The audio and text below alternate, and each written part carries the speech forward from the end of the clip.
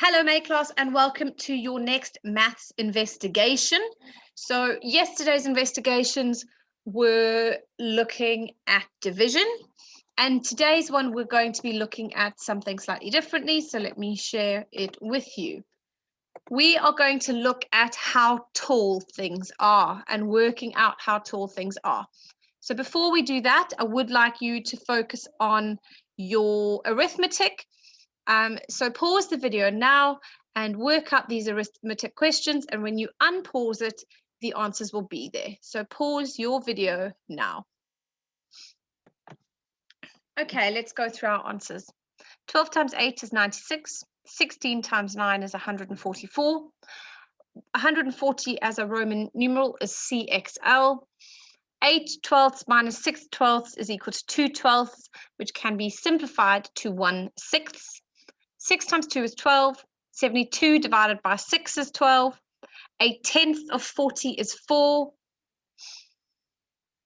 7,643 plus 1,322 is 8,965.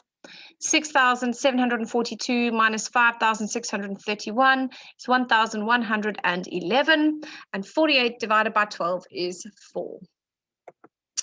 So we're going to be investigating how tall things are today. So here is a part of the conversation between a group of children as they discuss a tall tree nearby. "I wonder how tall it is," said Linus. "I think we could find out," replied Raj. "It could be difficult, as it's very high," said Toby. "I wonder how they each went about finding out the height of the tree.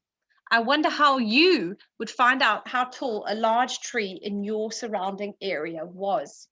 So if you look around and you find a really tall tree outside, how do you think you could work out how tall that tree is?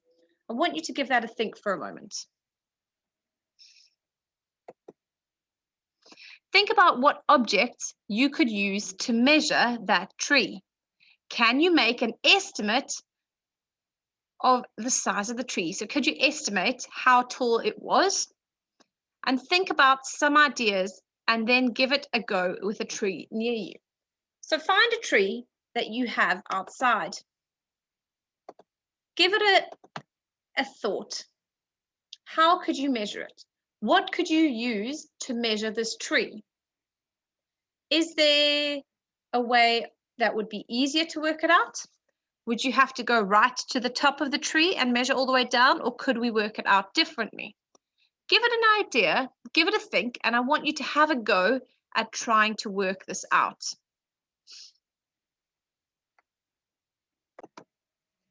Now, I'm not just going to make you guess and try and spend all day trying to work out how tall these trees are.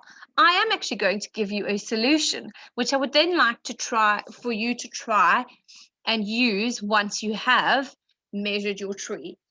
Although I am going to give you the answer now, and obviously you've been thinking about how to do it, maybe you could compare how you thought you could measure your tree with the way that I give you, and then you could see how close to your answers are. So let's have a look.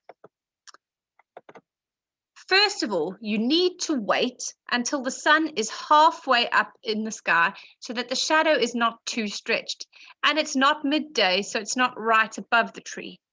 When the time is right, you need to measure the shadow of your tree. You could use a tape measure to do this, or a meter stick if you have one. And when you have the measurement, you can say that this is the height of the tall tree. If you don't have a tape measure or a meter stick, maybe you could use your feet and you count how many feet it would be for the length of your tree, and then you could measure your foot and then multiply that by how many feet it took. So you could measure something realistic against the tree. For an example, if you found a 6-foot fence and compare it with that, then stand back and calculate how many times taller it's going to be up in 6 feet at a time. So give a think of seeing if you've got a fence near the tree, you could measure the fence and then give it a think of how many fences it would take to get to the top of that tree. So my challenge to you today is this.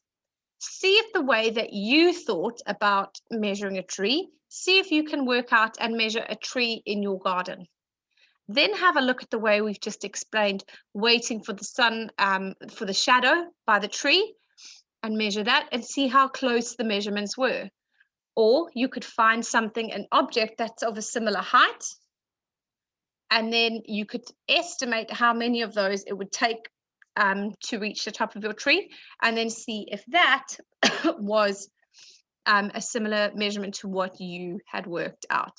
So you're going to be measuring things today. I'm also happy for you to try this with a bush of some kind. So maybe you have a bush or a small tree outside that you can measure, and then you can use a ruler to do this.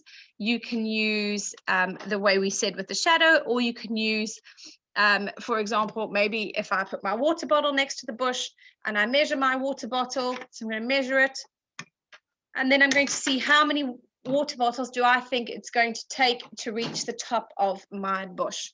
So have a bit of fun with it. Take some pictures of what you're measuring.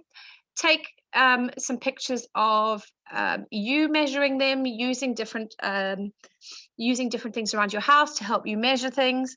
It doesn't necessarily have to be a tree. Maybe you want to estimate how tall a fence is, or maybe you want to estimate how tall a doorway is.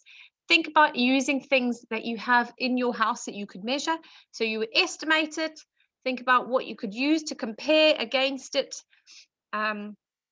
or how many of, for example, these water bottles it would take to get to the top of my doorway, and just have a bit of fun with it.